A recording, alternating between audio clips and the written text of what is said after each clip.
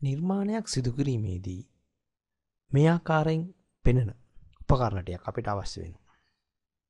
පැන්සලක්, සුදු කොලයක්, කව කටුවක්, අඩි රූලක් සහ විහිද චතුරස්‍රයක්. මේ උපකරණ පහ අපට නිර්මාණ කිරීමේදී උදව් වෙනවා. මෙහිදී අපි පතය යනු කුමක්ද කියන ප්‍රශ්නයට පිළිතුරක් ලියමු. පතය යනු ලබා දී ඇති නීතියට අනුව විචලනය වන ලක්ෂයක ගමන් මඟ. ලබා දී ඇති නීතියට අනුව විචලනය වන ලක්ෂයක ගමන් මඟ තමයි පතය කියන්නේ. ඔබට පේනවා මෙහි කොටුවක් ඇඳලා රවුමක් ඇඳලා තියෙනවා. මොකක්ද මේ? මේ තියෙන්නේ තනකොළ සහිත පිට්ටනියක්. එහි දිග මීටර් 40ක් පමණ වෙනවා, පළල මීටර් 20ක් වෙනවා. එහි එක් පසක එක් තැනක තියෙනවා දුඹුරු පාට කවයක්. මෙන්න මෙහෙමයි වෙන්නේ. තනකොළ කන ගවයෙක් ඉන්නවා.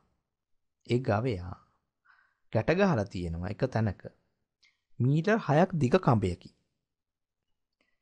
කඹේ දිග උපරිමයෙන් දී පවතින විට ගවයාට ගමන් කළ හැකි මාර්ගයේ පතේ වෙනවා.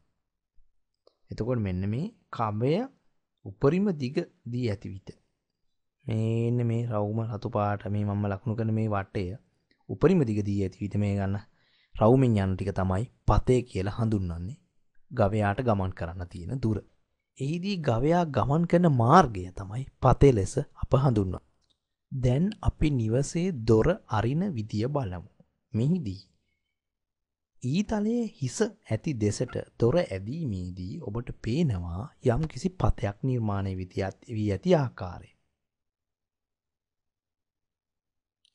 ඊතලය හිස ඇති ප්‍රදේශයට, ඒ කියන්නේ ඊතලයේ හිස ඇති ප්‍රදේශයට අදිනකොට දොර මෙන්න මේ පැත්තට මම කිව්වොත් මෙන්න මෙහෙම මේ පැත්තට අදිනකොට යම් කිසි පතයක් නිර්මාණය වෙලා තියෙනවා. අපි කියමු මෙන්න මේ පැත්තේ මෙන්න මේ කොළ පාට මෙන්න මේ මම අඳින ටික තමයි නිර්මාණය වෙච්ච පතේ.